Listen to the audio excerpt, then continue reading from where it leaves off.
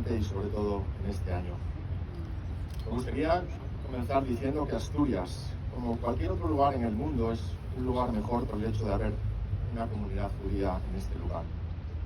Les expulsamos hace 5 siglos y les damos las gracias por volver.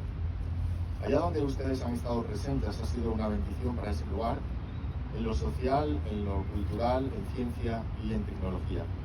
En definitiva, el mundo es un lugar mejor gracias a la existencia del pueblo judío.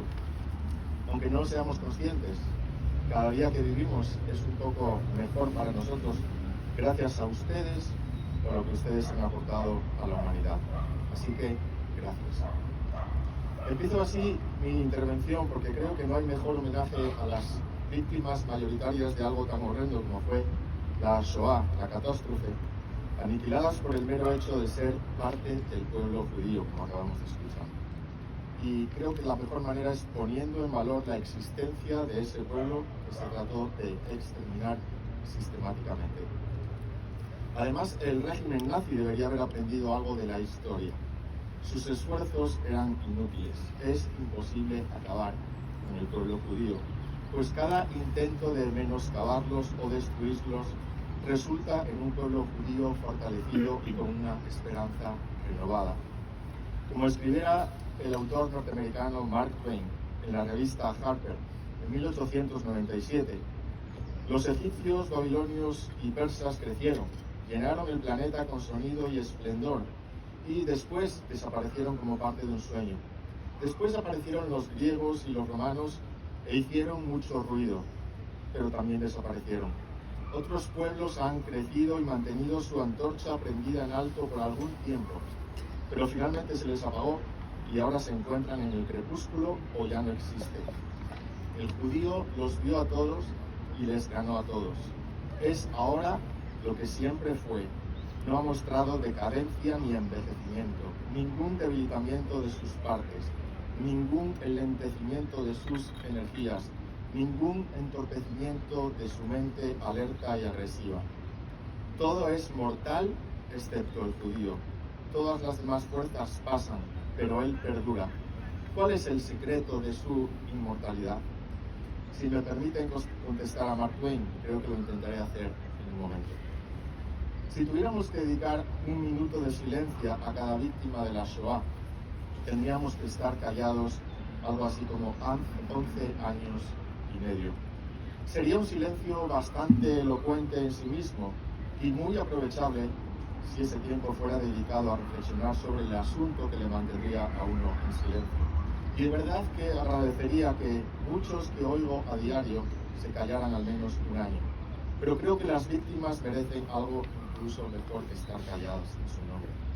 Merecen que los que estamos de su lado no nos callemos y no dejemos de denunciar cada vez que el antisemitismo hace aparición en nuestra sociedad en alguna de sus múltiples manifestaciones, porque siempre está basado en una mentira. Y si hay algo que nos libera y protege a todos es la verdad. El pastor evangélico alemán Dietrich Bonhoeffer, que se enfrentó al régimen nazi y acabó ahorcado, escribió que el silencio en la cara de la maldad es en sí mismo maldad. Dios no nos tendrá por inocentes si callamos ante la maldad. El no hablar, el no actuar, es en realidad actuar de parte del mal. Así que hoy honramos a las víctimas, incluido a Bonhoeffer, repitiendo sus palabras. No es hora de permanecer callados, es hora de hablar y denunciar cualquier movimiento que se asemeje al que acabó desencadenando el Holocausto. Cuando Casper Ting Boom, el padre de una familia evangélica de Ámsterdam, oyó que los nazis, después de invadir Holanda en 1940, obligaban a todos los judíos a identificarse con una estrella de David, él mismo se puso en la fila delante de la mesa donde las entregaban, dispuesto a ponerla en su antebrazo. Cuando un judío le preguntó por qué lo hacía, él contestó: si todos nos pusiéramos esa estrella, no podrían discriminar a los judíos. He ahí el secreto, la identificación con la víctima que es acosada, haciéndose uno con ella para protegerla. Un grado de empatía tal que no te deja indiferente, sino que te obliga a actuar. Casper dijo que siendo su Dios, el mismo Dios de Abraham, no iba a dejar él de identificarse con los descendientes de Abraham, costara lo que costara. Pero el relojero anciano fue más allá. Desde 1942 hasta 1944, año en que fue arrestado con sus hijas, Corrie y Betty, y llevado a un campo de concentración, dedicó su casa a esconder judíos y buscó medios para hacerlos escapar de los nazis. Su historia se narra en el libro El refugio secreto y en la película homónima.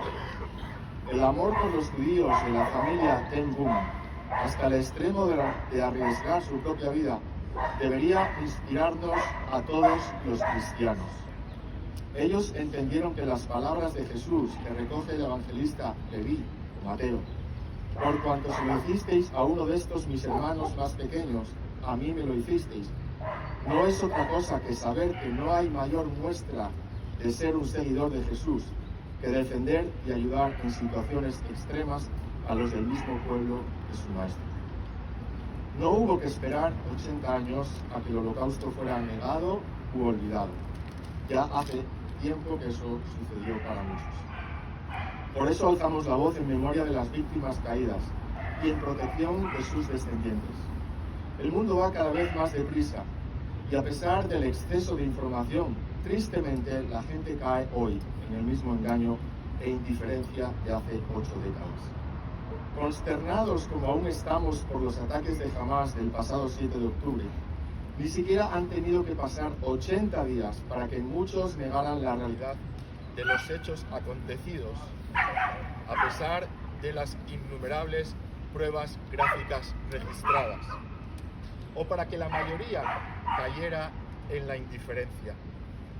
¿Por qué no están las plazas de las ciudades del mundo llenas cada día exigiendo la liberación de los secuestrados de todas las edades? La indiferencia es el mal de nuestra sociedad. Es peor que el odio, porque es la mayoría apoyando silenciosamente a una minoría malvada. Jurídicamente es el delito de comisión por omisión. Como escribe Deborah Lipstadt en su libro Antisemitismo aquí y ahora, de reciente aparición en la versión traducida al español, lo preocupante del antisemitismo presente es que no nos permite quedar tranquilos pensando que algo como el Holocausto no puede volver a repetirse. Lo preocupante del antisemitismo presente en el mundo, en tantos lugares del mundo, incluida nuestra Europa, es que está basado en un odio visceral a la persona y al pueblo judío, que independientemente de que lleve al antisemita finalmente a obrar contra una persona o un colectivo judío, ya es un problema grave en nuestra sociedad.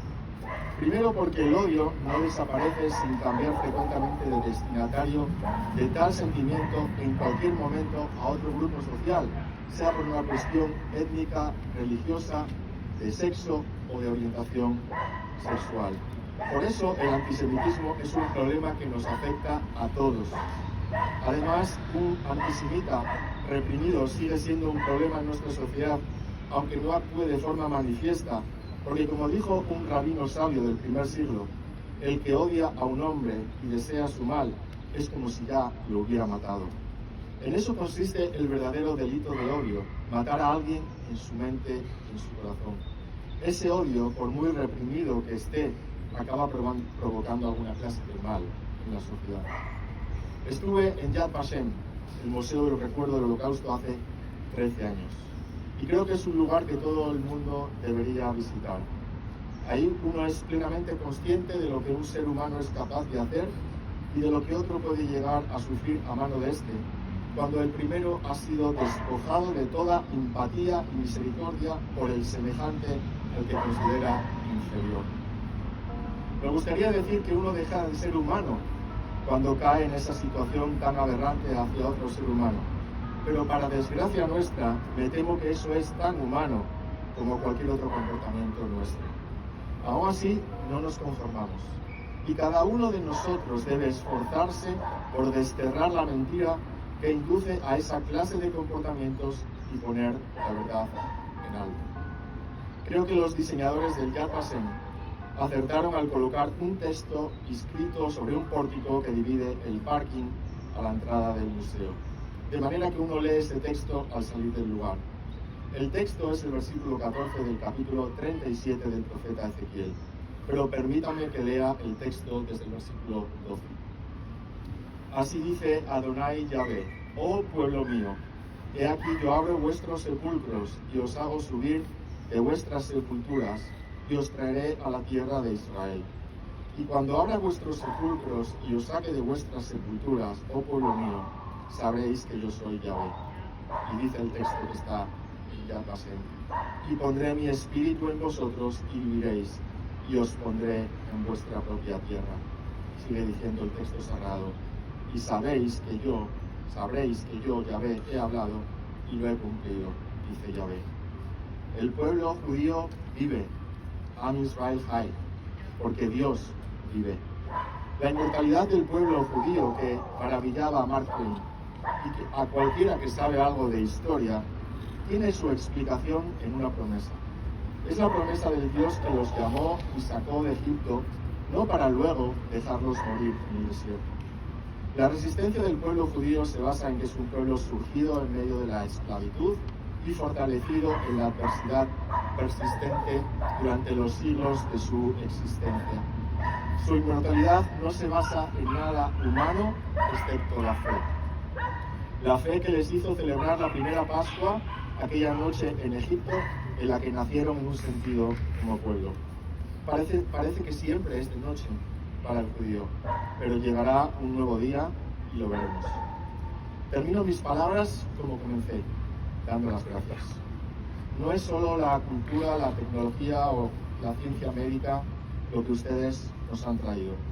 Para mí como cristiano, ustedes han ido mucho más allá que eso. Es gracias a ustedes que tenemos el libro más importante que se ha escrito jamás, la Biblia. Autores hebreos lo escribieron, guiados por Dios. Es un libro que sigue transformando vidas.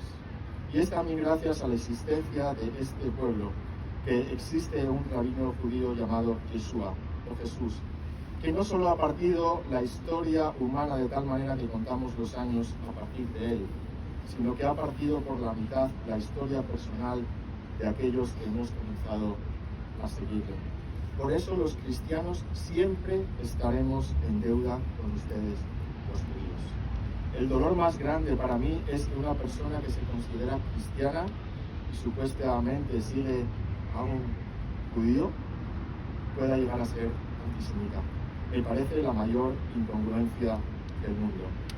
Perdónenles, no saben lo que hacen. Muchas gracias.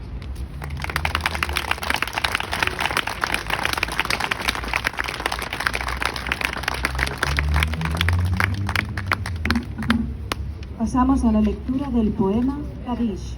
Ora. Perdón, disculpen.